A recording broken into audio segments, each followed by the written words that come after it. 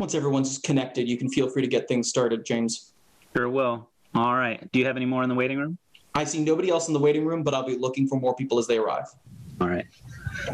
Good evening, everyone. I hereby call to order this meeting of the Planning Board on June 1st, 2021. This meeting is being recorded and held on Zoom.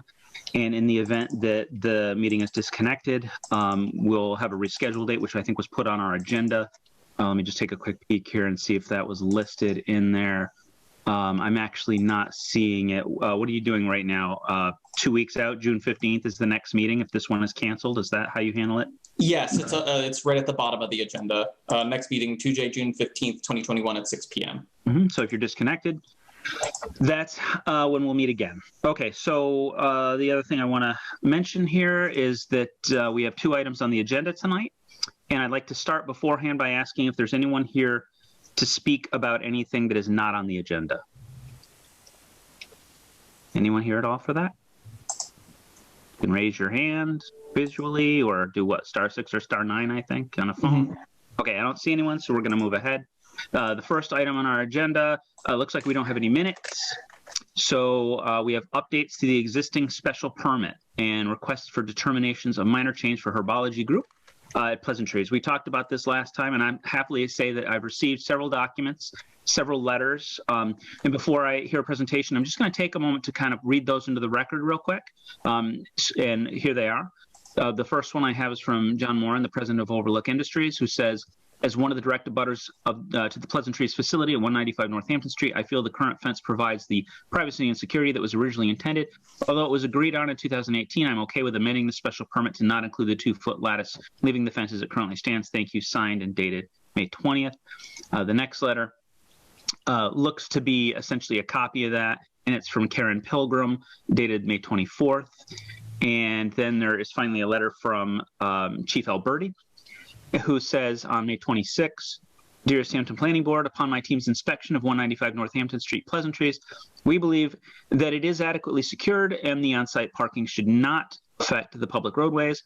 Although it was agreed upon in 2018, we are okay with amending the special permit to only include police details for the grand opening. Of course, EPD will reserve the right to add police details if need be as the business continues. Pleasant Trees has agreed to meet with EPD 1 week before opening day, 1 week after opening, 2 weeks after opening, 2 months after opening, and additionally at the discretion of Pleasant Trees, the Planning Board, and EPD. Again, the Easthampton Police Department will continually meet with Pleasant Trees, Inc. and make all appropriate recommendations to our satisfaction. Signed, Chief Alberti, as I stated on May 26. That all looks great to me. And before I start talking about our opinion of that, I now want to ask if the applicant's here and has anything to add. We do not have anything to add at this time. Wanted to just get back out in front of the group and answer any questions that may come your way or come from your direction. Okay, let's start with the planning board then. Chris, Harry, how do you feel? Fine with those letters. That's very helpful. That I don't see any need to modify the fence then. So, all right, Harry? Everything's fine.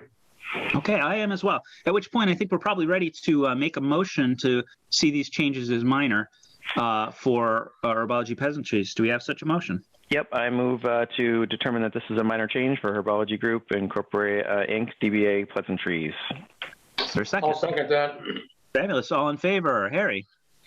Aye. Chris? Aye. And I am an aye. Thank you very much. Thank you, guys. Thank you, Jim.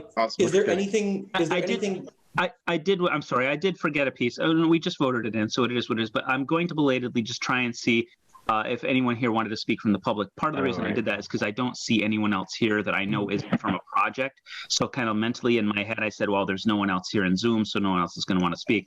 Zach, I didn't know if you wanted to toss in on that. No comment? Okay. So my apologies for missing that, but I think we're okay. You had a question, Curtis? Good catch, by the way. I was going to say, do you gentlemen need that in writing? That would be very helpful. Do you mind if I send an email? I'm sorry, you broke up? Email, did you say? Yes. Yeah, that'll be just fine. Perfect. Okay. Moving forward, then, we have an administrative item about the solar ordinance, which came before us before and kind of got kicked back for some further discussion. Where's that stand? So right now, this is actually in constant motion. There's 3 different bodies that are involved: the Planning Board, the Energy Commission, forgive me if I'm misremembering their name, and then there's the Ordinance Committee from the City Council.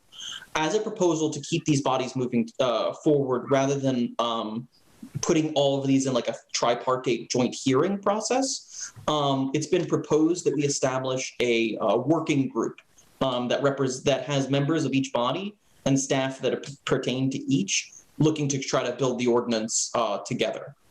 The proposal has been 1 representative from the Planning Board, 1 from the Ordinance Committee, 1 from the Energy Commission, plus staff, Jamie Webb, myself, and Cassie Traeger, the conservation agent.